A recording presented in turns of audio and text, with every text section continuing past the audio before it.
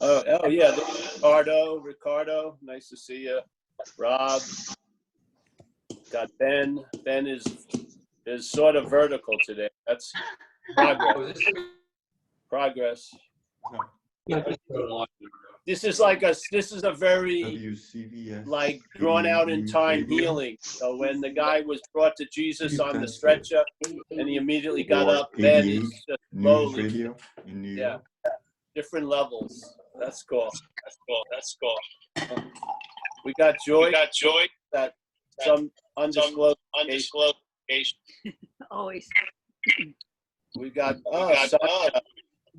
Sonia. Nice to see you there. All right. Well, what do we? There's the dynamic duo, Linda and Kurt. Yes. Got very powerful mojo down in Now you can say hi. Sunny. Oh, hi. Jay LaRue. Nice to see you, Jay. I think I've had communication with you before, yes? Yeah. Finally see you. And we got Sky is there. Nice to see you, Sky. Sky has set up the new T-shirt store for Zen Bitch Slap. Lots of different T-shirts. We've got a nice one of supposedly Huang Po, but there's no way to verify that. It's a nice picture, and yeah, I recommend you spend some money over there. Yay! I'll put a link in the chat. Tony. Yay! Rawinda. Yes. All right. So there's Z. There's Mickey. There's Melanie. Let's keep it simple. I like that. Yeah. Melanie. Let's keep it simple. Simple leads. I like it. Thanks for everyone coming. Once again, I'm gonna mute all. Okay, Paul, and then I'll unmute. All right. You. Yeah. My name's there, right? Okay, you're unmuted. All right. So again, we're speaking about another topic today. Recovery. Recovery may come up, but this is based on an idea or a possibility called non-duality. And really the talks are usually about duality. And so by seeing what you're taking is, the assumption of what we are is just that, an assumption. So if the assumption gets negated, the whole what you are gets, as what you're not, gets negated. So the way you seem to arrive at non-duality, because you can't arrive at where you already are, but you seem to arrive there by seeing duality, from non-duality, instead of looking for non-duality from duality, You see duality, the activity of yes and no, high and low, just like in the situations we're in now. There's not just all contracting, terrible possibilities. They're very expanding and full of light possibilities. It's always the case here in the manifestation.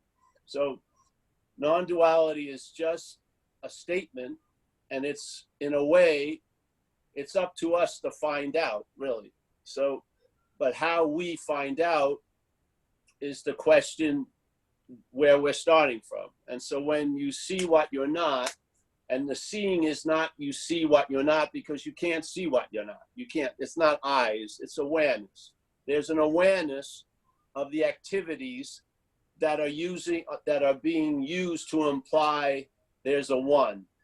You see the activities, and then the old logical conclusion that you're that gets broken, and you just see the activities, and you see that comes from the activities is implied. It's not real. And therefore you don't have to be dependent or defined by it anymore. Yeah, it's just it's a liberation that's already so. Yeah, that's sort of how it is expressed. Just like we had that old statement from yoga is and it's translated in a lot of different ways. The way I saw it at a yoga studio when I was giving a talk was gone, gone, gone to the other shore on having arrived upon having never left. Yeah. That's basically the whole thing. So we seem to be on a shore, and then we hear a possibility, another shore, and then we feel that we're just assuming the shore we're on is not the other shore because we want to get out of it. And then we launch upon a journey of seeking. And so we travel a spiritual journey and gone, gone, gone to get to the other shore. Now, when we arrive at the other shore, there's a very sudden recognition. You arrived at the other shore on having never left. So basically, where you thought you were, that you needed to leave to get to where you wanted to be, you were always where you wanted to be. Yeah. So the whole trip, the whole packing for the trip, the whole getting a nice outfit for the trip, the travel agent for the trip, the gate people at the airport for the trip, all of that, in a sense, was unnecessary unless it was needed to convince you that it was finally unnecessary. Yeah. So it's unnecessary, and yet in the way we are dreaming ourselves out of here, it may have been necessary for us to get that it's unnecessary. So we had to do all this shit to realize we don't have to do any of it. Yes? That's fine. I would rather start with the realization, but hey, it doesn't matter where you start or stop from. It's just the seeing of it. So gone, gone, gone to the other shore means we started at another shore. That other shore isn't true. When you finally arrive at the other shore where you think the truth is, it breaks the news to you that you had, upon having never left, it broke the news to you, you are the other shore. Yeah. You are the other shore that was there, who's traveling to the other shore. You are that, which you're looking for. Now, if that doesn't work for you, or you don't feel a little bit of interest in it, or suspicion, or wow, that would be great, then maybe you're barking up the wrong tree. Maybe you need to do what you believe you need to do, so that by doing it a lot, you'll come to the same conclusion where I hope most of us are. Yeah, which is we're not going to do ourselves into being. We're not going to do ourselves into being. Yeah. That's the premise. That's the invitation. And so what seems to make that so unobvious and so difficult to get is the stubbornness of the other shore, the shore that you think you're on. The stubbornness of what you're not by the claiming of whatever's going on. So even if you have a huge, huge event where everything was as clear and is as clear can be, in time, that event can seemingly be forgotten. Yeah. When what you're not starts to get remembered again, which the mental state is going to do, then that which you are seems to get forgotten. Has it been forgotten? Never. It cannot possibly be so, but it sure seems like it. Yeah. Not because there's any truth in it, it's because of where it's being looked at from. So if what I am gets shifted to what I'm not, yeah, what I am can seem to be unavailable, can seem to be maybe a spiritual hope in a future, probably never going to arrive there. And all of this stuff, all this meaning is given to what we are when we're looking at it from what we're not. Yeah, that's the dilemma. And every time people try to keep fulfilling the conditions, let's say the hoops and the bars they have to jump over, that which is setting up the hoops and the bars and the considerations and the qualifications just keeps changing the qualifications. So you basically seemingly get stuck looking for what you are with what you are, but believing you're starting from what you're not. It's just insane. Literally, yeah. It's insane. So Yet, when it's in place, it makes total sense because it has such a story that you're this. It's not going to be able to have another idea of you while it's entertaining this idea of you. Yeah. So the other idea of you, I am what I'm looking for, would totally dismiss the relevance of what you're not. Obviously, yes, because what you're not is being used to look for it. So in a way, the non-duality, the recognition of duality, the recognition of what we're attempting to share disarms that whole drive to use what you are, to look for what you are. Yeah? And now the attention and interest is not on a conceptual idea of what I am, it's on what I'm not. And in seeing what I'm not, I get a sense of what I am. That's the correction that was never needed. Once that's in place, I mean, you'll just see what happens. Yeah. And in seeing what happens, it will verify, it will reinforce, it will shift the faith into that which is now being seen from. Yeah. So now you lose interest and faith in what you're not, and that interest and faith is in what you are. And it changes the whole meaning of living to a much lighter form. Instead of having to get so much shit to be okay, you're inherently okay while you're getting shit. Yeah. I mean, that's a huge shift. It is. Yeah. You're not now seeking to produce a condition. You are a condition seeking other fucking shit. Yeah. Yeah, I want to change the physical condition. I get another chair. But now I'm not trying to change. I see the mental state, emotional state, physical states are volatile. They're changing all the time. Yeah. What state doesn't have that quality? The stateless state, the inherent condition, the beingness. The beingness isn't being, not being, not being, not being. It's not, oh, it's a lot of being today and then a little being and oh, the being went this south, the being went north. No, there just is. And then what happens is taking ourselves to be the emotional, mental, physical states, we search to get a balance, to get those states like lined up, like at retreats. So a retreat sets up a 3-week controlled environment, and they're attempting to control conditions. So you eat at the same time, you meditate for 13 hours, you got a little place, you're not talking to anybody except for our teacher and stuff like that. So those 2 or 3 weeks, maybe everything gets lined up. Your brain gets a little less agitated. The body starts unwinding. The emotional state, you're not getting calls from your ex-girlfriend or the IRS or whatever. So now your emotional state, oh, it's wonderful here. I never want to leave. And then the physical state's taking nice baths every night and stuff. And so now you have it. The Sunday, the last Sunday of the retreat, everything has been lined up. You feel great. Fuck, I feel peace. I feel love. I feel this. And then you've got to leave. And as you're driving away from the retreat center, the shit starts kicking in again. Yeah. Unfortunately, maybe you have to go on the freeway.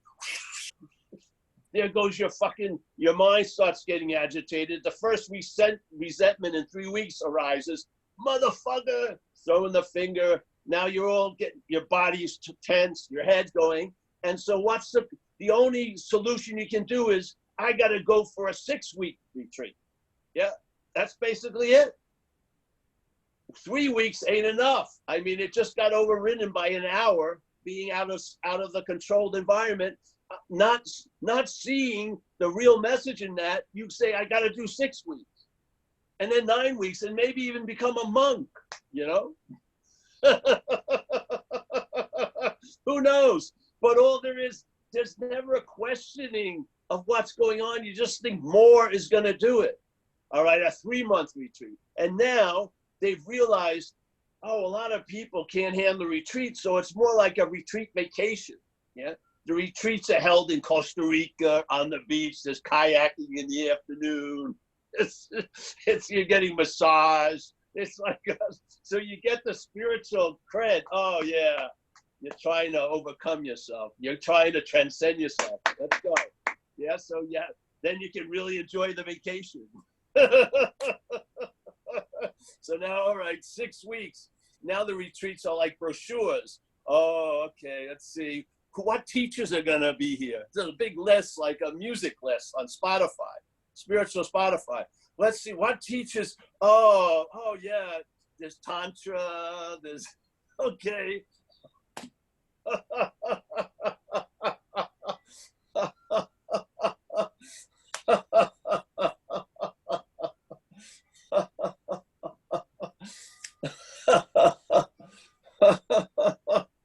It's the same thing in recovery in a way. Without getting, I know people have such a noble calling, and they've started a rehab and this and that, and after years and years, they're basically surrendering to let's just have harm reduction. Yeah, we can't seem to get real relief, so let's just say, hey, they're not burning down their parents' house, or they're not fucking impregnating every girl and whatever. So that's what we're going to go for. We surrendered, oh, the parasite's going to win, but let's at least cause less harm. Yeah? If you get the exact nature of the wrong, you can expect a more lasting fucking relief. You can. That doesn't demand pumping more into it all day. You can. It's a possibility. Not in the mental frame we're looking at from, but outside of that. Behind the camera, there's a peace that passeth all understanding. It's not a peace that constantly needs to be maintained. It doesn't have to be fed all day. It's not demanding like heroic spiritual fucking gymnastics.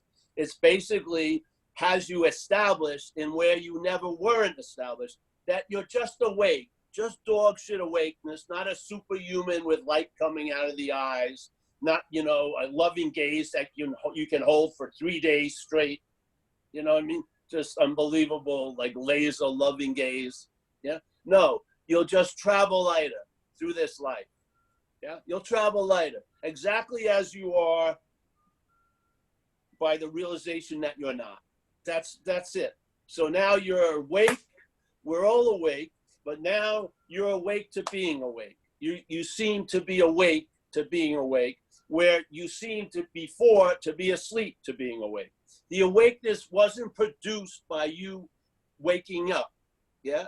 Nor was it unproduced or unavailable by you sleeping. It's just a charade. We're the mirage maker, yeah? So now, all right. It's like dog shit awareness. That's why we use those terms. It's just, hey, give me a ribbon for recognizing what I am right now. I mean, there's no big gold medal. It's just a fact. So now, and then over years and years and years, all your little magical thinking drops off, and you realize, what more did I ever want as Paul? Dreaming as Paul, what more did I ever want? I thought I wanted this and that and this and that, but really, if I had a contentment and a satisfaction and had the unknown or unsuspected ability to travel lighter through whatever consequences life throws up, yeah, I would probably arrive at shortly or over time, hey, what more did I ever want? This is the message, yeah?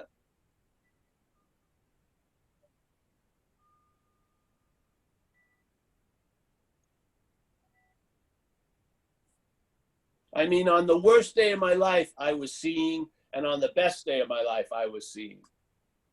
Seeing came before all the worst and best. Hearing came before all the terrible and great. There is no thing that's obviously the base of all of everything. And that no thing isn't a long-lasting, independent, separate body. It's not a mental fucking idea. It's not the one who thinks they're the perceiver. Yeah. It's none of that. Yeah. It's what you are is inherently always available at all times, right where you are, with no requirement necessary other than the ones we make up. Yeah. And the beautiful thing about those requirements, if you try to live up to them, they'll show you they had no power other than yours that you gave them to keep you from what you are. Like they say in Zen, this is the gateless gate. This is the open secret. Yeah. In other words, they're implying it's right underneath our nose. It's sort of like the fish constantly having to go to meetings to hear that it's wet every fucking day. Yeah. Well, the fact is, it's been wet its whole freaking life. Yeah. When does the message, instead of something being entertained by the dry fish, lead to a realization, the wetness, yeah, the wetness that's inherently before every little fish named Paul and Jim and Mary and Tony, that inherent wetness that we seem to be in at all times. Yeah.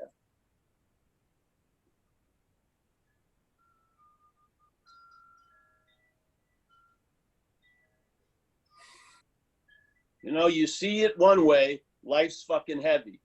You're dealing with shit that's being made up all day. False evidence is appearing real. You're a wreck. You're having the emotional feeling of fear with no apparent threat. You're just being like a slight electrocution all day by the mental state saying, what if?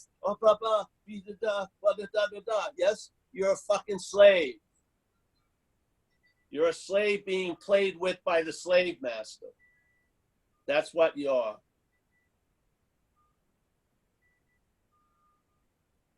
This whole day could be ruined by one thought about something else. Do you think that thought has that power? We have that power.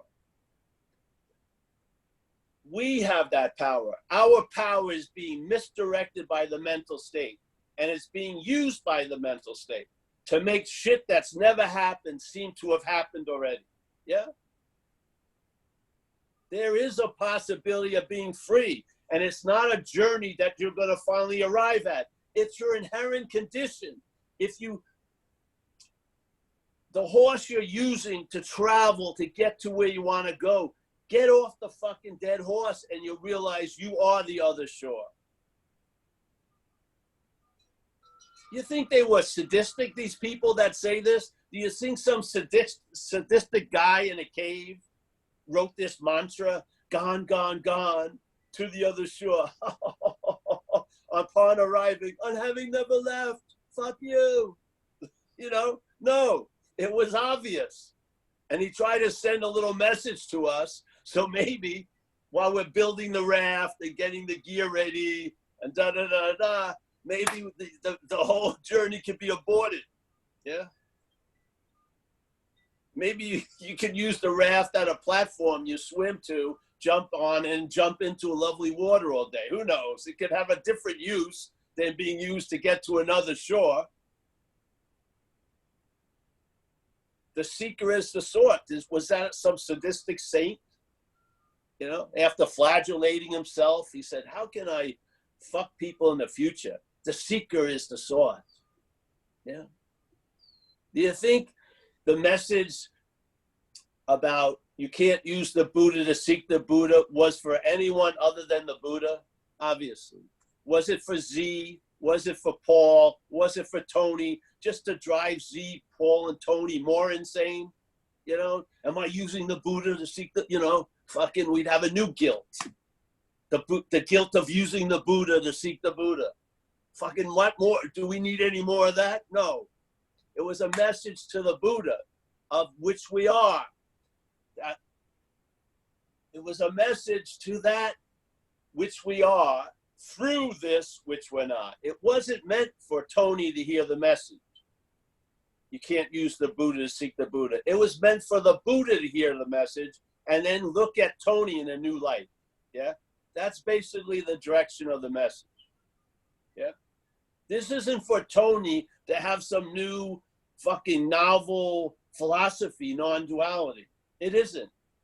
It's to get through Tony, not to Tony, to get through Tony, hit that unsuspecting inner resource, the innermost, whatever you want to call it, but it's not a mental activity, to hit that with the clear message, hey, you may not be that, yeah? So let's say if you're busily using the Buddha to seek the Buddha and you hear this message, it may allow you to catch yourself right in the act. You'll go, what? That's exactly what I've been doing for 30 years. Ah, far out. Yes? The bus stops and you get off. Yeah, that's the beauty of it. It's not like, oh, this is such an interesting statement. No, it's meant to be applied to see if that's exactly what you were or not doing. Yeah? That's the message. The message is not, oh, that's an interesting, the seeker is the sought. No, it's meant for the seeker to let it in a sense, to get disputed immediately. What? Because obviously the whole premise of seeking is you're not the sought. Or why would you seek? Why? It would make no sense. If I have a pair of pants and I'm seeking a pair of pants, maybe it'd be better if someone said, hey, you already have a pair of pants on. I go, oh, thank you. That would immediately, I wouldn't be looking in the drawers for any more pants. I was looking for the pants because I didn't think I had any on. Once someone points it out, I go, well, I don't keep going through the, the dresser. I mean, I just got the message. Hey, you got pants on already. All right. Yeah. Oh, bro. Yeah. Why are you trying to become spiritual? You are spirit. Oh, it hits me.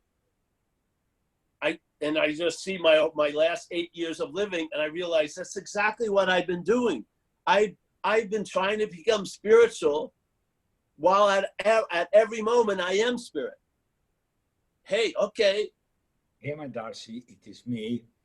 Drop. Yeah. Just want to remind Z you on the line. Mike, I'm hearing Z. So, wouldn't it, don't you feel if it landed, it would drop? I would hope so. There's a famous story that Ramana said once, and I'm not going to get it probably perfectly right, but he was talking about a woman who had a beautiful necklace. Yes, beautiful necklace. She loved it. It was a very important part of her life. And then one day she loses the necklace. And she goes into sort of like a depression. Yeah, she's bummed out. I lost the necklace. And she starts complaining and talking to friends, and they all feeling sort of, sad for her, but whatever. And then they go, hey, can you please help me look for the necklace? So then they start going like a posse looking for the necklace. Where were you last time? But on and on and on and on. And then they hear that there's a guy who says he's found a necklace. Yeah. And why don't we go to the meeting and see if he found the necklace? So we go to the meeting and he talks about finding a necklace. Obviously, none of us have yet, but he's found the necklace. So this is what I would do if you want to find the necklace. And so they set off a course of action. We practice, the lady practices, but still the necklace is lost. So suddenly another person comes in and says, hey, feel around your neck. And she feels around the neck and there's the necklace. Yeah. So now suddenly she's ecstatic. I found the necklace, but in fact, she didn't find the necklace because it had never left the freaking neck. Yeah. The assumption was she lost the necklace. That was not true. Taking that to be true, it set her out on a course to find the necklace. When she believed she lost the necklace, which it wasn't lost, she was bummed out. And when she believed she suddenly found it again, she was ecstatic. Yeah. But none of those reactions were based on fact. She had never lost the necklace. Yeah. What would you call that? What would you call if you believe something that isn't gone was gone and it provoked like a bummed out emotion, and then when what you believed was gone is suddenly found and now you're really ecstatic, what would you call that but dreaming? Yes? Wouldn't that be dreaming? You're dreaming something that has never been lost, has been lost, and then you're dreaming and hoping to find it, to get the joy of finally finding that which was never lost. Yeah? So we're in the act of dreaming. We are awakeness. Yeah? We are awakeness. But we're taking ourselves to be something else that drives us to look for awakeness, like that lady was driven to look for her lost necklace.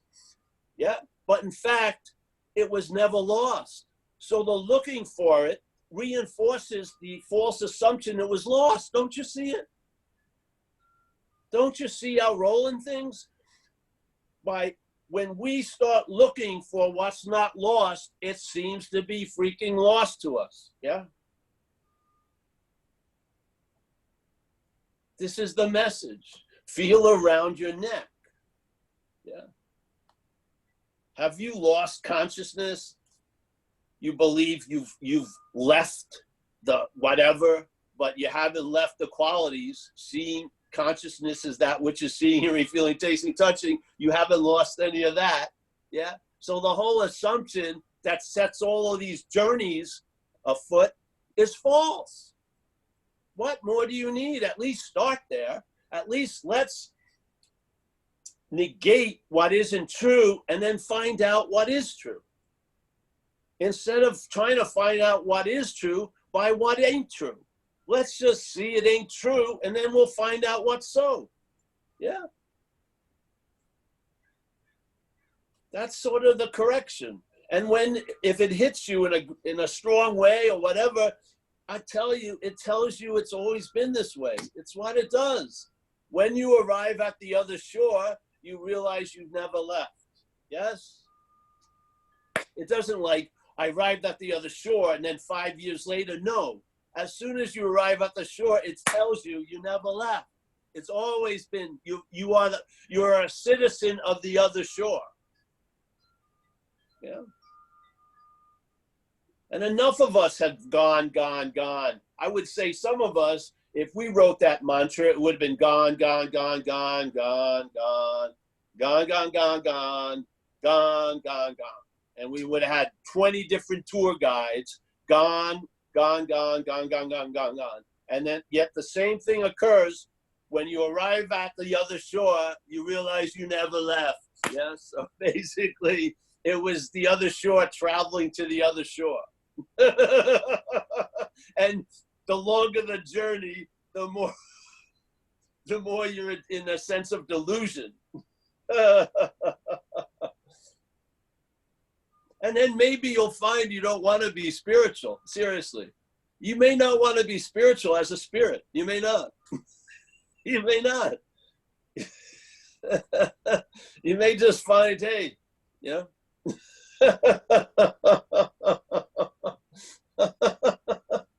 I don't know.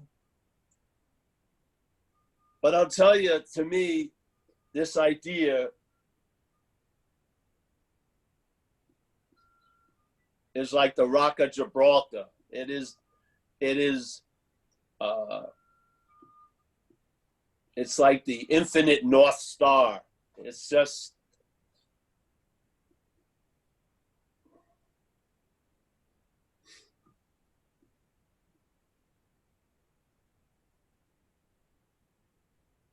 and you'll know it, you'll feel it in your gut. It's not like, oh, I have to seek an authority to verify this. No, you fucking don't. You'll feel it in your gut. You'll know before you ever knew anything. Yeah.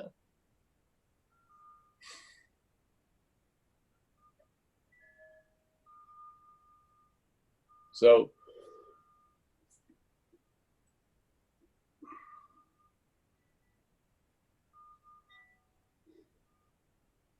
all right, Mike. Yeah. I could go on and on, but let's go to open the squares. Open the squares. Anybody want to raise their little hands in their little squares? I'd like to have a garage door for each square. With a remote. I could keep them in. Anyone who had a question, I'd keep the door closed. So they finally realize they're the answer. Yeah.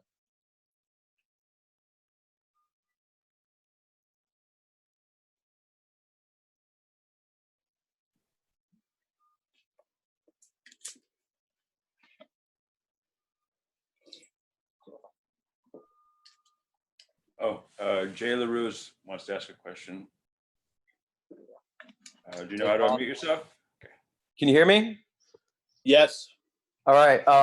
Well, first, I just want to say thank you because you saved me a lot of fucking time. I traded in the cooker and the rig for the Bodhisattva journey back in 2013. I went from Johnny Thunders to fucking Ram Dass in like at a couple days. And so I was doing all kinds of practices, staring at candles for 10 hours, fire casino shit. And somehow I came across you in 2016. And I thought, oh, this is kind of interesting. And something happened. And long story short, I canceled the 10-day Goenka retreat that I was going to. And I don't know, the idea of stabilizing, you know, you were talking about that at the beginning. Like I started fucking with like Harding's practices and stuff. And I thought that, wow, I'm starting to like coax the Philosopher's Stone out of the Matrix or something. You know, I wanted to arrive at this omega point. And I was seeing that there was thought-based way of being in the world and also being here with what's present. So I was like, oh, wow, I'm on to awakening, you know? And I was able to like kind of like modulate that back and forth. I'd be driving and I'd be me as I was always driving. And then it would be like me driving and the world's like pouring in at me. And I thought, oh, cool. Now I just got to purify or something, you know, and I can really get this thing right.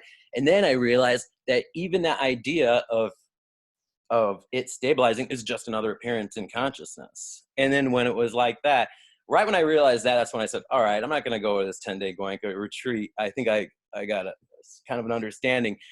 And now that we're in quarantine and all that, it's like, if it wasn't for hearing the message the way you presented it, I mean, there's a good chance I'd be staring at a fucking candle for 10 hours.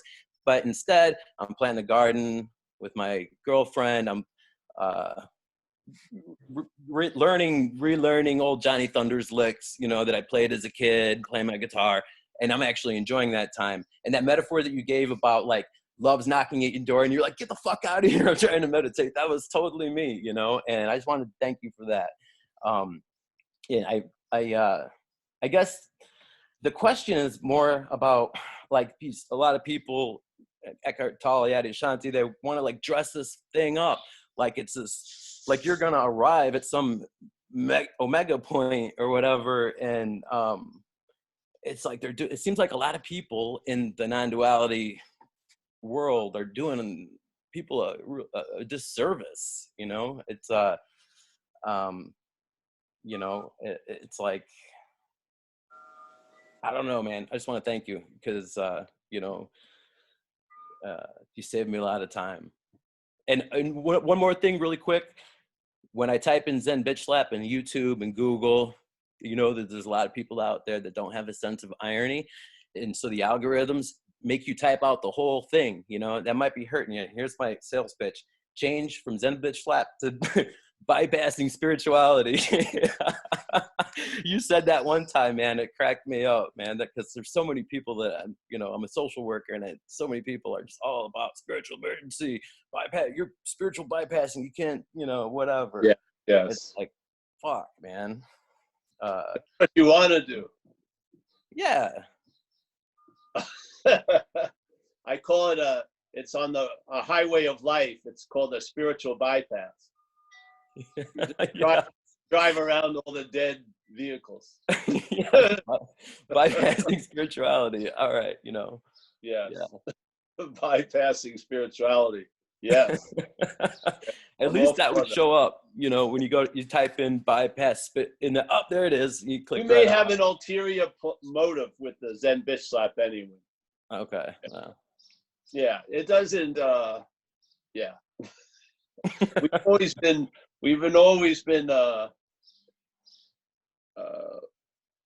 putting roadblocks in our own organizational growth.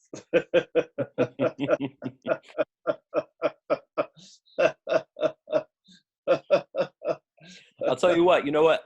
I used to listen to. When I first discovered you, I was very much on the path, you know, so I was listening, I was going back, listening, and I still could say that I probably listen to Zen Bitch Slap at least twice a week still, but it's not because I'm trying to get, you know, to be fucking Yogananda. It's like, it's like more, the humor is great, and it's a kind of a reminder. And I still like Harding too. I still, you know, every once in a while I'll open up on Having No Head, check it out, because it kind of just reminds you, you know, you can get, I still get lost in, you know, the stories and shit, but I'm just not identified with it or whatever. And it's just like, what else did I ever want? Exactly. Yes, I like Harding the way he writes.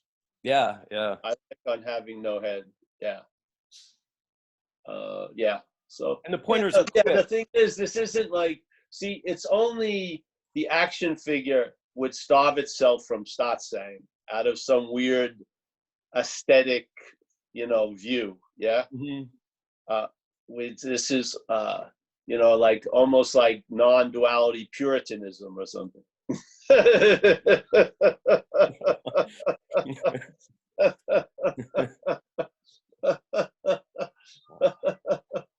Yeah.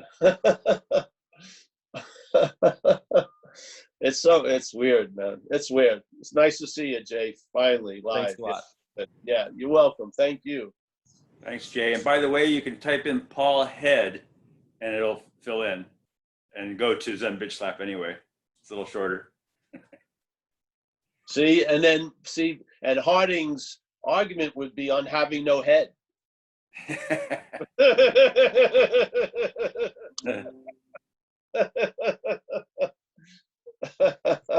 So I'm cut out of there already. I like that. That was a future prophecy. He was trying to tell you, I'm having no head. Paul Head. Well, the funny thing is, when I first started getting into Harding, I was like, all right, cool. Now I know. As soon as my head fucking disappears, I'm going to be there, and I'm going to be like Eckhart Tolle, you know, just loving gaze. Everything's blissed out. And that's just, you know, looking back, the credulity is just, you know, embarrassing. It's really embarrassing, you know. Well, yeah. Yeah, but that's one of the, that leads to a huge amount of humor. Yeah.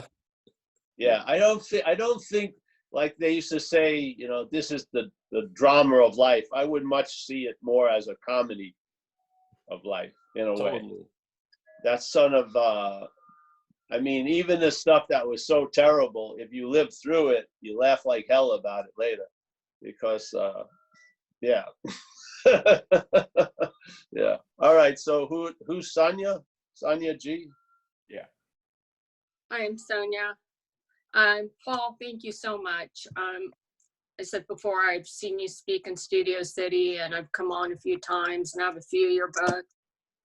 But the reason that I raised my little hand there was you said a few things that just really impacted me on an emotional level, which I think is a beautiful thing. And one of the things you said is, I'm inherently okay. More is not enough. I'm awake to being awake. You are spirit, and negate what isn't true and discover what is true. That just moved me because I always, before recovery, was always in fear, and the message that I'm hearing from you is there's nothing to be afraid of except the delusion or the dreaming that what is real, what isn't real is real. That is the only thing to be afraid of. Am I understanding you correctly? All I know is that I feel more than okay right now. And I want to thank you for that. Well, thank you. Thank you for that share. And, you know, we also lowball the message, you know, traveling light and, you know, you'll be okay. You will really be okay at times.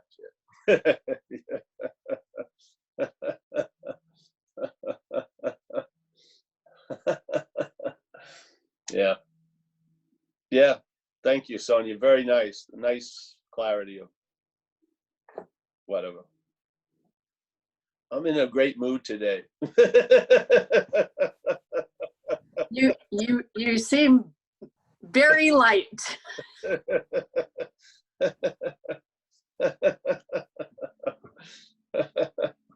All right, thank you, Sonia. Yeah. All right, who's next?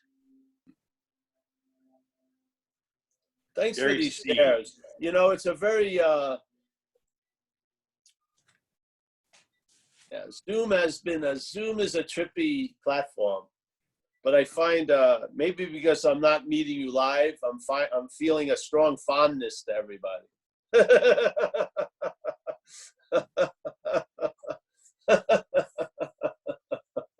That's good. All right, so who? Gary C? Yeah. All right. Gary? Hi. Hey, Can you Gary. hear How are me? you? Yeah, I can hear you. Hi. So I was thinking this morning during my quiet time about how you talk about, let's see if I can say it right, how self-knowledge avails us nothing, but knowledge of self. Yes. And I was just curious about that. You know, it's like, I get that knowledge, you know, like you say that there's a lot of people out there that know a whole bunch of stuff, but that avails them nothing. But then you say, and here's the tricky part with the words, knowledge of self is a helpful thing, but it's not head knowledge, right? When you say No. knowledge of self, that's a It different. may start there. It may start there. But it usually has enough weight to drop. So, yeah. It's an awareness. It's a seeing, like you say.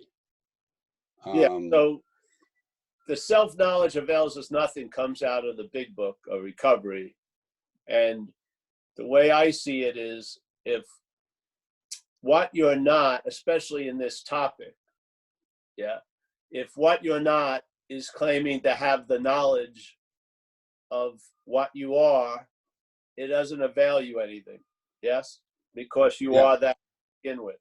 So it's other ways the knowledge becomes a disservice, a deterrent. Yeah, because of the fact that underlies all of non-duality, which is you are what you're looking for. Yeah, yeah. So that's why that knowledge doesn't avail you anything, because you're trying to study these concepts that are presented as what you are, as what you're not. Yeah. So it doesn't go anywhere. But if you could turn that around and study that activity of the claiming, yeah, that activity of what's implying and assuming what you're not, in seeing that opens up a lot of possibilities that don't seem available the other way. Yes. Yeah.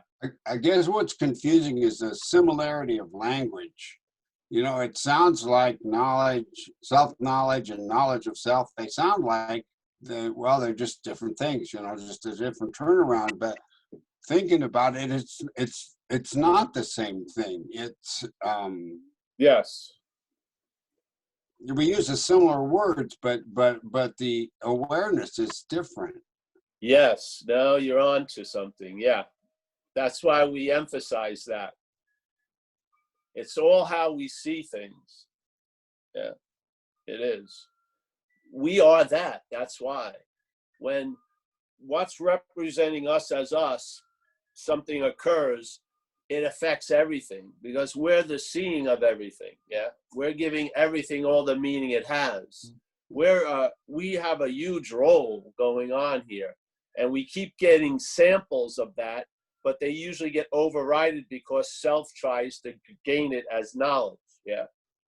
Yeah. And it doesn't go anywhere. So when you start having knowledge of self, you'll see why self-knowledge doesn't avail you anything. That's That comes from knowledge of self. Yeah. Yeah. See what I mean? Yeah. Yeah. It I doesn't think come so. from self-knowledge. You may know a lot about a lot of shit, but you're not getting that. But the knowledge of that has value in my feeling. Yeah. Yeah. Just the trick is to hear through the words what you're talking about. Well, yeah, it's not much of a trick. Once you get the flavor of it, it actually becomes pretty seamless. Once you see, it's almost as if you and I have been fed a certain logic, and that logic is very, very claustrophobic, and it doesn't allow a lot of possibilities. So if you keep being, if your whole finding out in this place is based on that mental logic, it's really, you're not finding out much, really. You're just redoing and rehashing and rethinking and refeeling. But if you could see that has value. Yeah. So there is, from what I got. you got a little bit, didn't come through there with the audio. Is that my audio missing? Yeah, it was. Now I can hear you. Yeah. I think there was another one that got muted, and it's not muting for me. I'm mad. But maybe it did. I don't hear him anymore. So sorry. Yeah. Go ahead. But it seems like sometimes, like I start out, like I was thinking of, I think it's a Bob Dylan line. There's no success like failure, and failure is no success at all. It feels like I'm trying to, succeed as what I'm not, and I fail. Yeah. And that's success. Yeah. Yeah. And B, see, that's it's just sort of like the logic, let's say the logic of recovery. You have it by giving it away. Now, most cocaine dealers don't have that logic. That wouldn't make any sense to their logic. Yeah. Why would I fucking give away my cocaine? Yeah. So basically, it's the message always is directed to tickle that one, let's say, call it logic as a comparison. It's not logic, but that one intuitive sense, a knowing before knowing. And its job is to get through the other logic. Now, the other logic believes it's the one that's getting the information, and it tries to make it what's logical to it. Now, that can be going on seemingly unbeknownst to us, and that's the information we try to share, the warnings of how that system keeps claiming even the evidence of its own non-existence. It claims. Yes. Yeah. So it's constantly, and if you don't know it, you're going to be looking from it. It's going to seemingly be, it won't even be anything you're drawn to look at. You'll just assume, oh yeah, that's the case. It's the case for everybody. It's the case, yeah? This message is just offer a possibility, and then mostly give warnings about the system and how it's going to, the message is going to erupt that system into, it's going to,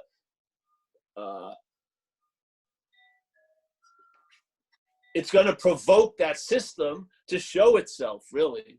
I mean, like we talked about it the first few weeks, where people, at one point, they start seeing what they just assumed was them, and they see it from another position. And that's a big moment. So now they see what we're using the word self to imply. But then they believe it's them, the real them, seeing that.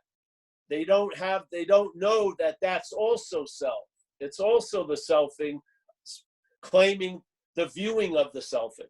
Yeah. So this is like the warnings we try to share with people, because those activities are happening, and what's really gonna be, and they happen and have effects in the state of us not knowing it. Now they'll happen and may not have effects with the state of us knowing, yeah?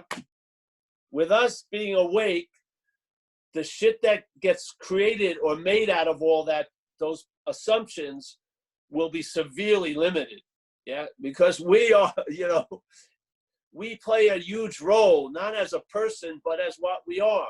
So it's, the case is, without knowing it, a lot of shit gets permission to go off. So if you just change, well, knowing it, yeah, not knowing it as self, but knowing it, seeing it, that has a huge effect of what's going to come after without knowing it, yeah? If you just change that one little part of the equation, so without knowing it, I ended up in all these fucked up situations. I didn't see my role in things. I'm now in jail for 40 years. Oh, that sort of seems like that's fucked. So what about knowing it? Oh, before you ended up in jail for 40 years, far out, yeah? So the whole point is we're stating a new fact that you're awake, and now let's become awake to a lot of shit that we haven't entertained the possibility of being awake to. That's all. The awakeness is all there. We're not saying anything about that, but let's build on that. Yeah, it's a sound foundation. So now here is how what you're not gets presented as what you are. You can see it. I've seen it, you know, I've seen a number of it, yeah? And so you can share that from the platform of awakeness as being an inherent condition, and all right, let's see what's going on, yeah? So that maybe it won't be able to fulfill its mission, yeah? And jackpot us into a situation we never wanted to be in, or doing something we never wanted to do. So let's just see what happens, yeah? I'm telling you, the best, all the information we're sharing, hopefully, is based on the platform of light, yeah? Awareness, yeah? We're not talking about awareness, we're talking about what we're not aware of, so that we can we're not become aware of that. We don't become aware, we are aware. We're pointing out what we can become aware of, which is the thief and the policeman routine. So how the mental state keeps freaking claiming life and giving us an interpretation based on its fucking myopic view. Yeah, it doesn't give us much to work with. It really doesn't. Yeah? And so many of us are driven to get loaded, to try to get out of it, really. I mean, there is just rampant addiction here, rampant. I mean, alcohol and drugs is just a minor. There's rampant addiction. So this is just about, all right, you are the light that you're using to look for light. Yeah, let's get that done. Get that out of the way. Okay, that's established. You don't establish it, it's established. And now from there, start looking, start seeing. And what you're going to see is a lot of what you're not. And a lot of what you're not is implying it's about you, which you're not. And therefore, all of its shackles and definitions and logic, and this is how it is, all of that we feel like we can't get out of, now you can see that you were never in. That's the beauty of the message. Yeah. That's the beauty of the message. And it wouldn't be enough to, all right, hey, telling someone they're awake doesn't get through. It doesn't. Yeah. Telling a lion that it's a lion doesn't get through, because there's something going on that has seemingly convinced the lion it's a sheep. And without addressing that, you're never going to be the lion. You're going to try to be the lion like a sheep. Yeah. You're going to limit the qualities of a lion and fit the sheepness. Yeah. And you're going to think, oh, I'm okay, but I won't be tomorrow. So we can keep pledging allegiance to the sheep herd. Yeah. Oh, don't worry. I really feel incredibly good, but I'm going to be fucked up next week. I'm just like everyone else. There's this unbelievable tyranny we're living under, and we keep tithing to it. We keep fucking giving it attention in it. We don't, but there's just a, if the action figure is going to have a master, there's, you know, look at how the other master has treated you. Do you want to live by that direction? Well, there is a possibility. Yeah, there is. It's not going to be as that. You're not going to rehabilitate it. You're not going to make it, you know, your friend, but you're going to get space. You're going to see it from a new point, not its own point, but a point. Yep. A pointless point. And in seeing that, you're going to come to some damn fucking important conclusions. I'm not that. And in seeing that, that triggers the possibility of being aware as awareness. Not being aware as Paul, but being aware as awareness. Yeah.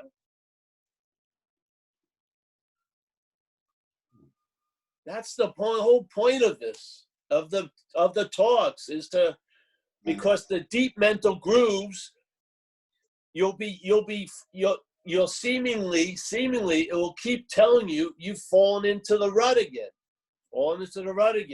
and then, but it's, you know, and the self will appear as the policeman, it will appear as the thief, it will appear as the, you know, the tow truck driver. It's going to claim whatever, it's just constantly in its little show. It's just one character playing all the characters.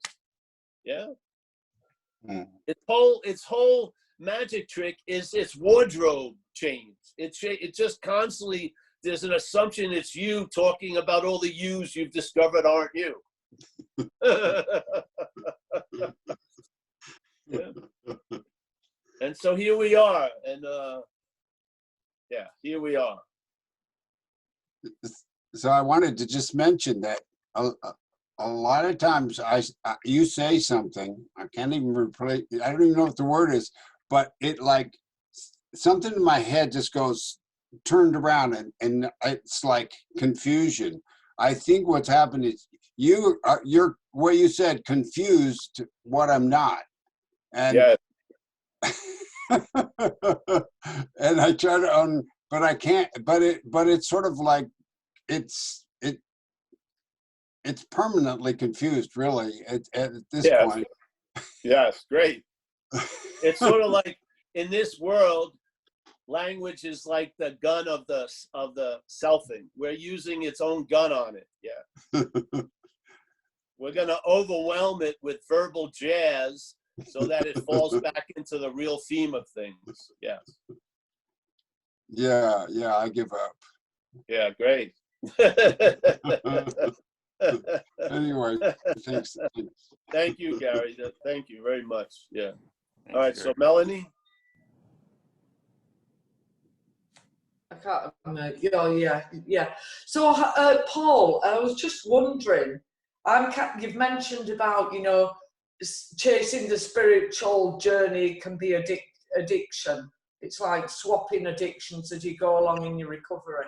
And I'm probably kind of been in that phase for some time. So now I'm listening to you and thinking, I'm getting this, and then you say something else, and I think, I've got a clue what he's on about now. I'm thinking I'm getting there with the understanding, and then it just slips away. So the question is, if you wish to share on this part, is at what point when you were chasing the spiritual journey, because you've mentioned about meditating for 13 hours and blah, de, blah, de, blah, retreats, at what point did this different realization come to you where you stopped chasing that spiritual journey? Like an addiction. You mean what point in time? Yeah. Well, what was it that changed in you that suddenly, right, I'm stopping all that, and I don't here know. I am? Like, really, it was an observation that I had stopped all that. I didn't make a declaration, I'm stopping all that. I just noticed I stopped all that. Right. So for me, it's like we've talked about the sheeples, or rather you've talked about the sheeples, as I call it, you know, like following the sheep and all that, like media stuff and everything else. So because I don't want all that and being indoctrinated and led the way I'm supposed to be thinking as a sheeple. So I've gone off into this other kind of venture, but yet I don't want to go back into that by not being in this one. Do you get me? I'm having a little trouble with the sound of it, but All right. Sorry. but just say it again. So, You're afraid of the sheeple. yeah, I don't want to be, you know, brainwashed into what society wants me to be. I want to be my own person and think for myself. But I'm more inclined to lean, because I don't like all that stuff and being indoctrinated, I lean more to like a free thinking spiritual side, which I get into all these different ideas and concepts. But what I'm understanding is if you're saying, stop all that, because that's like an addictive, because you're already there. But then that leads me back into that other world of being a sheeple. Well, no. But I'm not saying stop all that. I'm just showing that there could be a concurring activity that's thwarting what you think is your agenda by doing all that. Yes. In other words, something else may be giving it a meaning that you're not aware of. Yeah.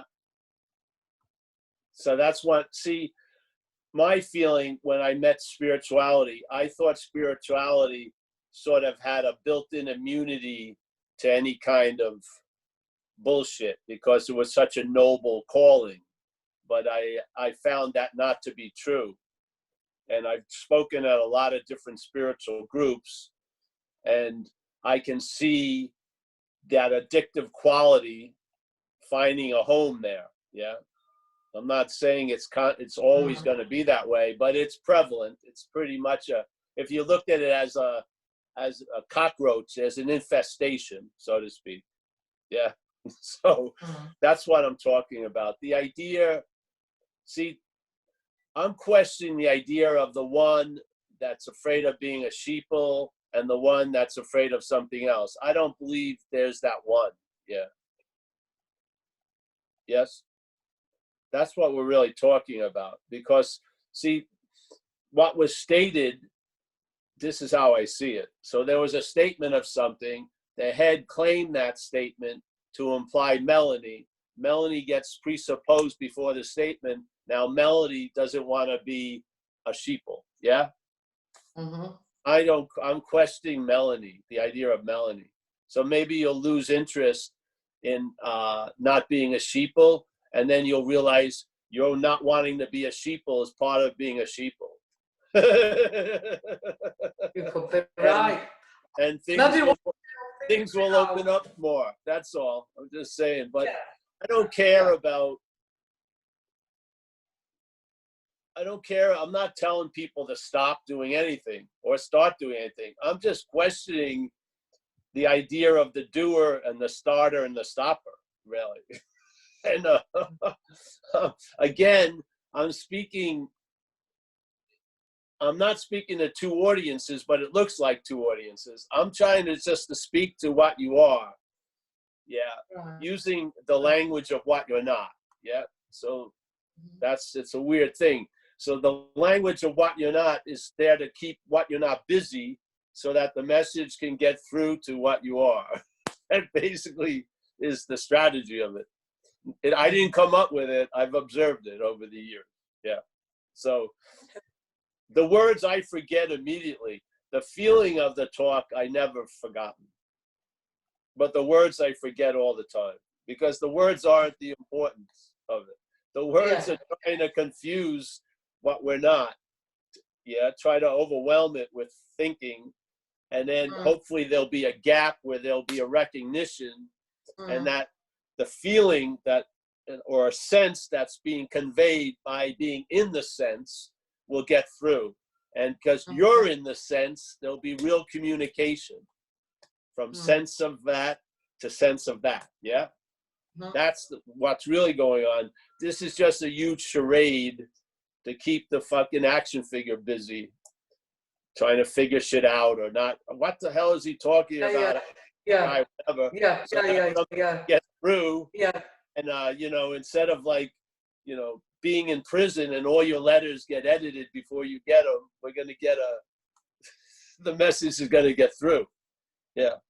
So I'm concerned with when Melanie is spoken, what is it implying?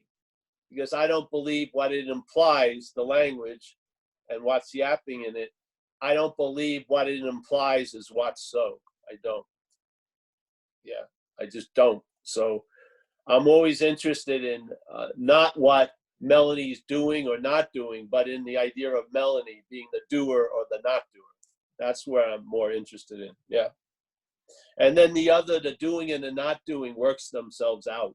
They really do. Yeah.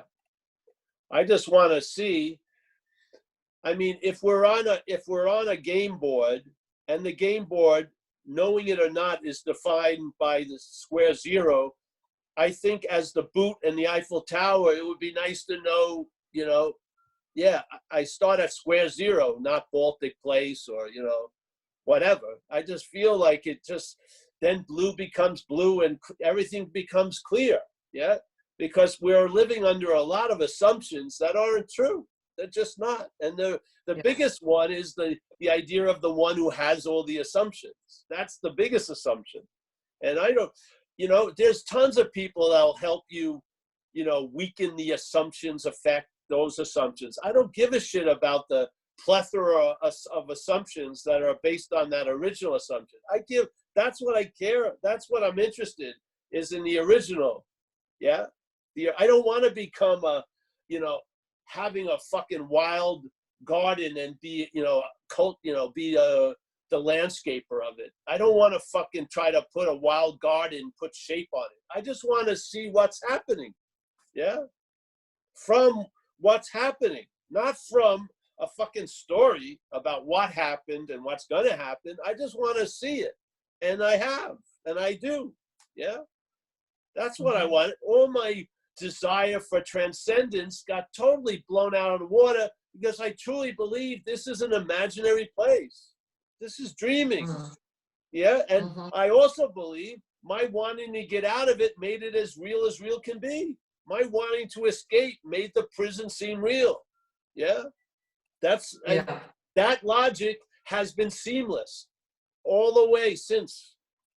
That logic of, hey, I can't get out of an imaginary place is the logic, is what I'm trying to talk about, comparing it to another logic, the mental logic.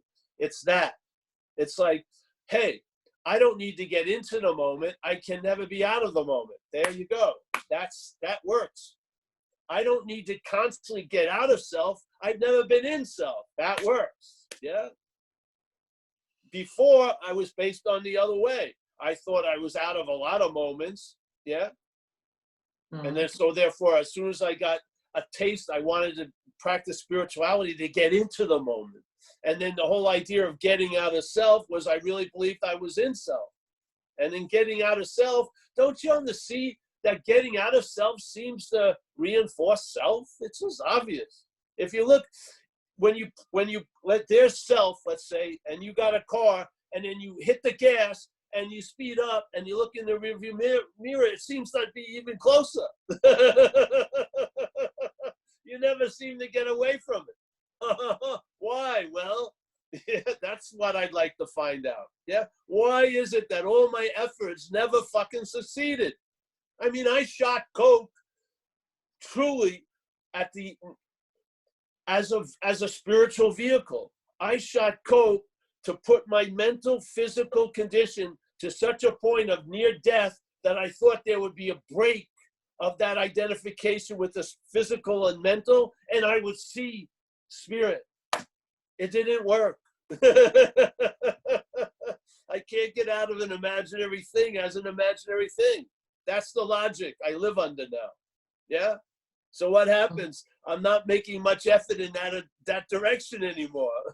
I don't try to get out of me as me. I don't, ever. Yeah? It's done. I don't, it's like, oh, I don't, it doesn't happen.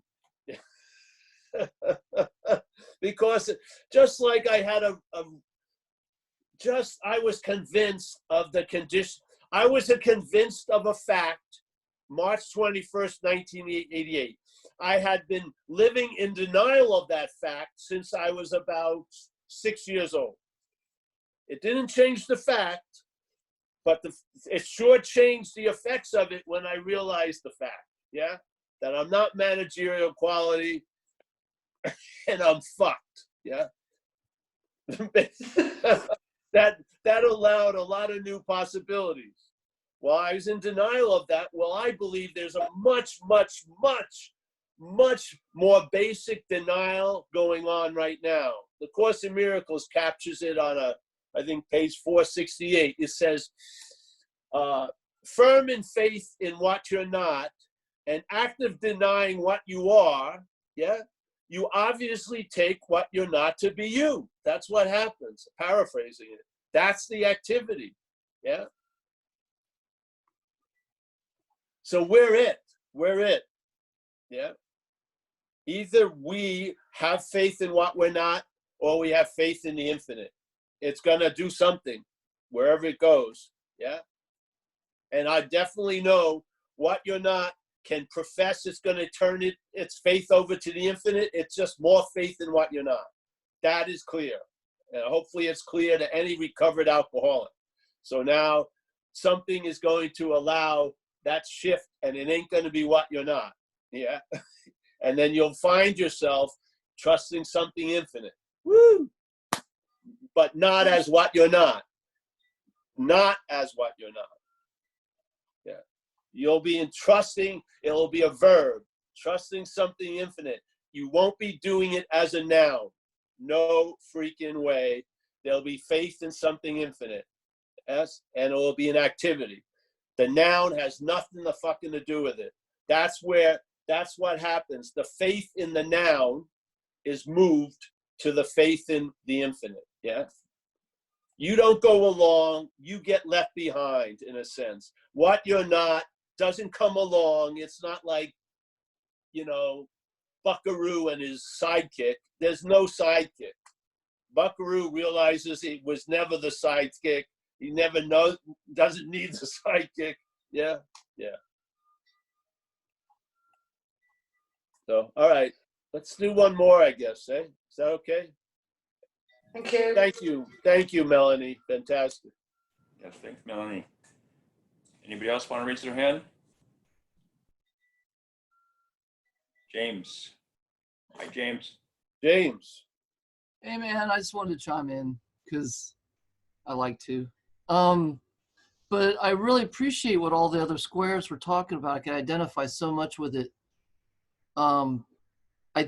I mean, I think when I was at my brokest and facing legal problems, I was trying to figure out how to go on a 10-day intensive. Yeah. Because that would fix everything. But what I noticed, and I just wanted to share because it seems to kind of come up in this a lot, is that when the urge to drink went away, it was like when a headache goes away. You don't know exactly when it happened. You can just all of a sudden realize you're no longer under the urge to drink all the time. It's like you notice it after the fact. And a lot of this traveling lighter seems to be like that. All of a sudden I notice that aspects of myself that used to be a big problem just don't seem to be as much of a problem anymore. It's kind of an after the fact noticing, which, you know, I always wanted some big awakening thing. And I mean, I've had some experiences and stuff like that, but really just noticing at some point I'm not under the influence of certain mental habits anymore is awesome. Really. Yes. Yeah. And I really just did it by that, like that guy said, I was like a square J dude. I just listened to your videos for about 5 years or 4 years. And then all of a sudden, I'm not going into porcupine mode over this anymore. Or plagued by this resentment I had for 47 years. Anyway, I'll shut up. Let me share with you. The same thing has happened here. The mess. This is not. The message is not Paul's message, obviously. Yeah, we know that. But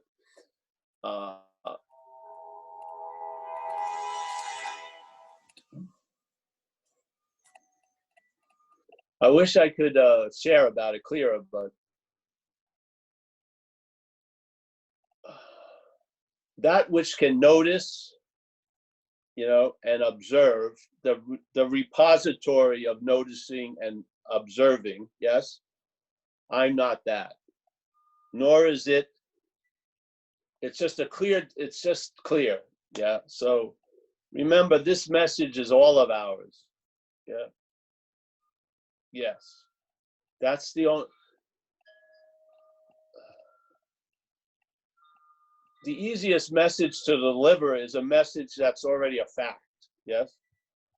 It's already a fact. Basically, the weight of the message is more about the warnings concerning how the message seems to be co-opted, seems to be the important word. It's appearing as if it's been forgotten or something like that. It hasn't, but yes, in this illusory event, which is dreaming, that which we are is dreaming, it's not, yeah? So there you go. So then we try to point out the warnings of how the dreamt is going to be constantly reasserted, yeah? Especially in this venue, because this is the dreaming, yeah? And just to allow that to be noticed so that it can't follow through on its effect, so to speak. And then you start seeing it as mechanical, and you just see it a lot of ways, yeah? Just keep seeing more and more. And all the downloads I've had is how to really basically, the download is a talk. It's attempting to express it's trying to express in a way that can get through you to you, yeah? That's why we didn't go the loving gaze way, because I figured when there's the loving gaze, the head regroups, yeah? I figured it'd have to be not, oh, here's a glass of water, take your time drinking it. No, you want to fucking get them wet, like fast, so they can't seem to breathe, like almost spiritual waterboarding, yeah?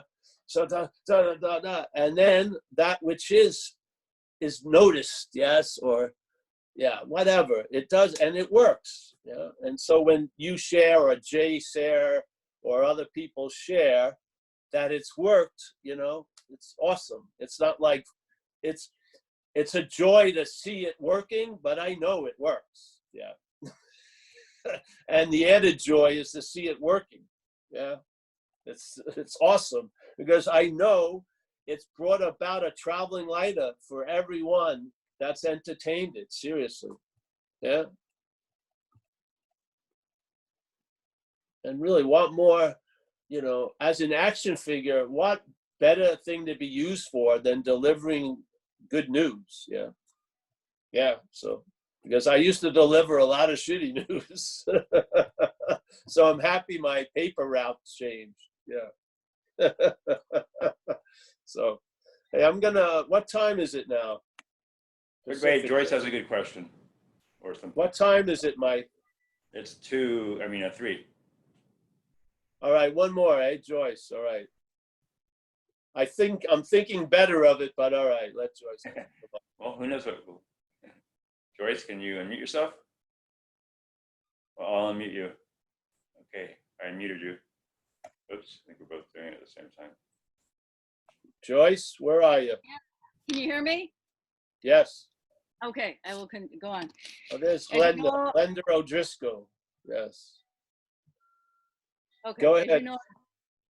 I've been listening to your talks for many, many, many years, and I hear what other people are saying, and I couldn't agree more in terms of it taking me off my, I gotta look at the candles or meditate 14 hours or whatever it is. That's great. However, at the same time, I'd say I don't see any problem with your approach in going to a Goenka retreat. I think a Goenka retreat is fantastic because it's like wanting to get into shape. going to boot camp and someone's making you do all this crap. You can take it, leave, whatever, but you're basically in a post by yourself for 12 hours. And it's a good discipline if you're wanting it. So I don't really see, following you as not doing that. Following you, I don't even know what that means, but yeah. That's it? I probably should stop. Usually you tell me I go on too long, so yeah, but you great. understand. Great. So I don't know what you actually said. Because the phone rang. So can you say it again? About the Goenka previous retreat? question, No not to comment on other people's, but in previous conversations, yeah, there were remarks about, and I get it, that you're kind of focused not on practices, not on trying to achieve something, we're already there, I won't repeat it, is kind of enough to make someone not want to go on a retreat. But I would throw in there my 2 cents is, if I get a chance to go to especially a Goenka retreat, because it's free and it's boot camp and there's not a lot of talking, that it's not in any way not aligned with what you're saying. It's just like, if I needed to get into good shape, I could go to a boot camp and do exercises and all that. So I think Goenka is a great place to just sit by yourself and shut up, and it makes you do it. So see, exactly, Joyce, you're pointing out something good though too. The intention behind it. Sorry, go ahead. The Goenka retreat's meaning doesn't come from the Goenka retreat. It comes what's before it. Yeah. So the seeming person before it, the Goenka retreat could be a great service or it could be a disservice. Right. Yes, that's the thing. Yeah, that's the point. And you'll have to find out yourself. That's the point. You start finding out yourself. You don't have to ask 20 people, should I, shouldn't go. And if you don't go, it's fine. And if you go, it's fine. Yes? So it's never the event itself is neutral in a way. We give it the meaning it has. Yeah?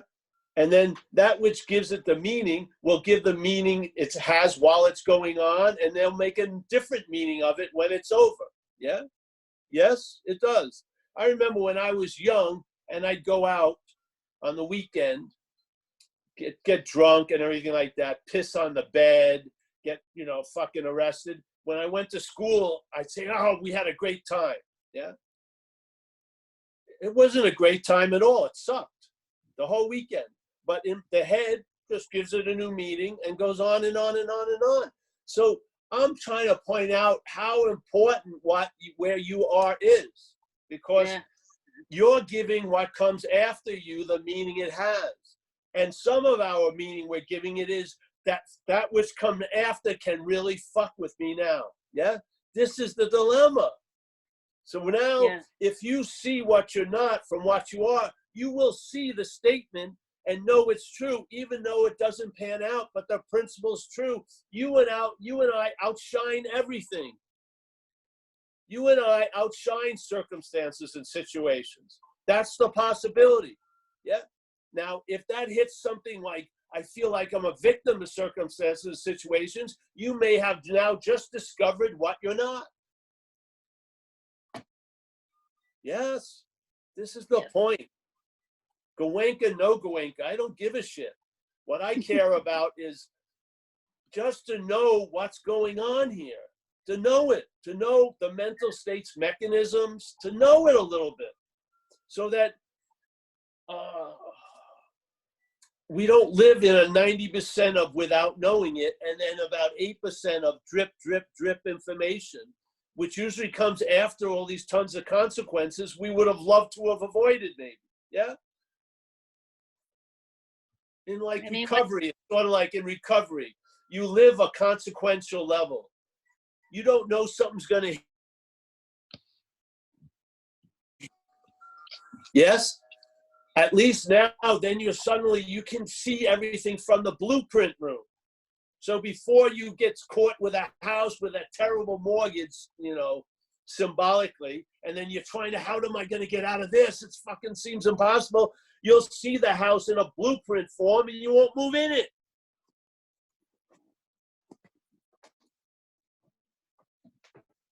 All right, that's it for me. Nice to see you. Jay, Jay just wanted to say something quick. Who? Jay. Jay. Yeah, really quick. I was just gonna say, you know, if your intention of going to a Goenka retreat is that you're gonna have this experience that somehow you can map onto your body and your mind, then that's a false assumption there. If somebody wants to go hang out and have the retreat, go ahead and do it.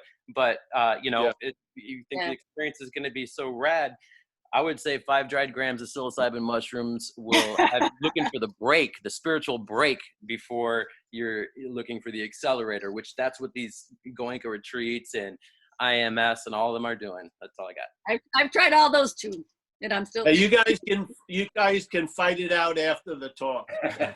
Save your money. Yeah. We'll have some wrestling. Yes, spiritual wrestling. I give up, no mas.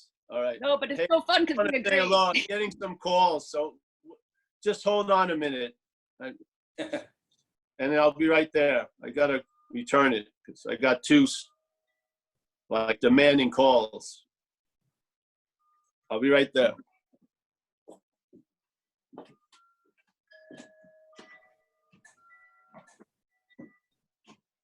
Entertain us, Mike.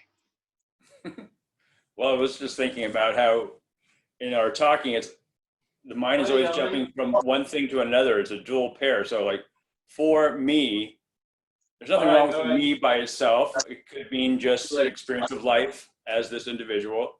But the for, that it's for something is what drives the me crazy. Because it's not present, it's not simple, it's not expected, right? So I found that entertaining. For me, for me, for me. So otherwise the me thinks it's self-centered, and then it goes down that hole.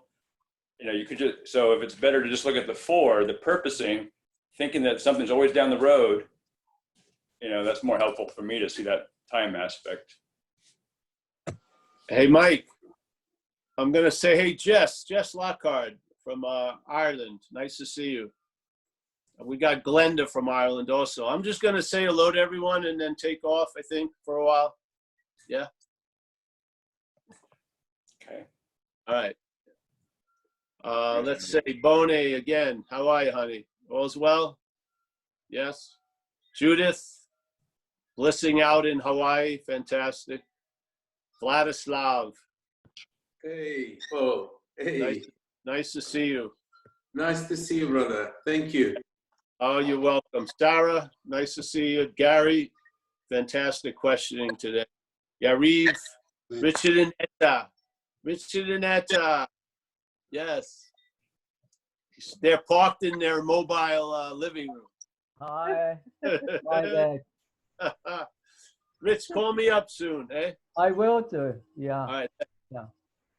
Let me see. We got Johans. Nice to see you again. Imad, Sonny, who has to leave in an hour. Yes. All right. We got Mickey. We got Ricardo. A lot of people today. I don't know if I can get to everyone, but just get the message to all of you. Stacy, fantastic. Yahara, did I say that right? It's Jahida. Hi, Paul. Thank you. Nice to see you. Thank you. We got John here. Nice to see you. Rob, nice to see you there. Hari, fantastic. Nice to see you, honey. Give us a call. Amelia will be home in a half hour.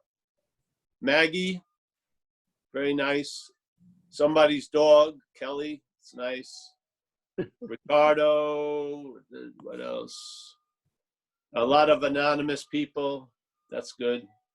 And yeah, if I didn't say hello to you, I'm sorry, but it's very nice to see you.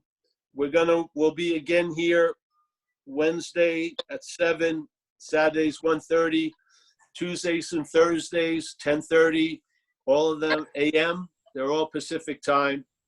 We do recovery.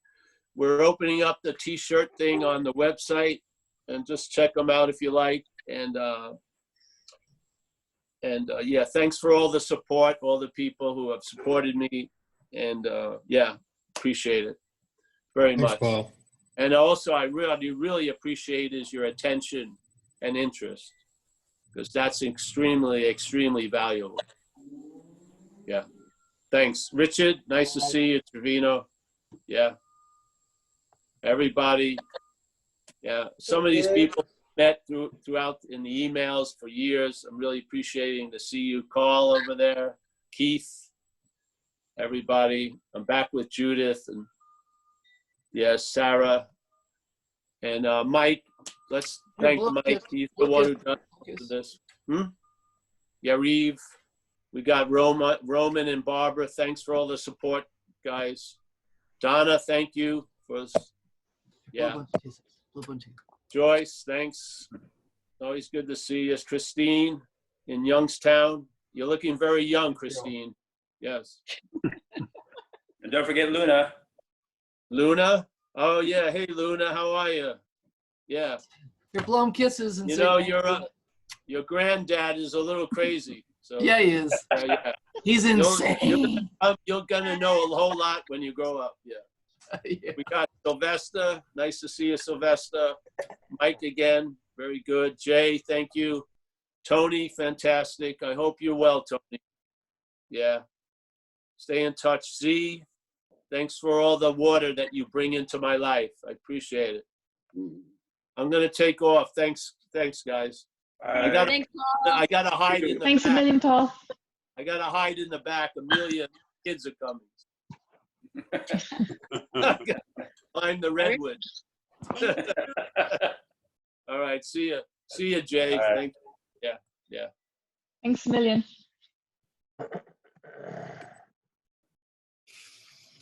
Hey, thanks a lot, Mike. Oh, of course, James. You know it. Yeah. Thank you. All right, what? I love you guys. I got to Me see too. assignment with you all every week. We can't. Yeah, Mike, it's great.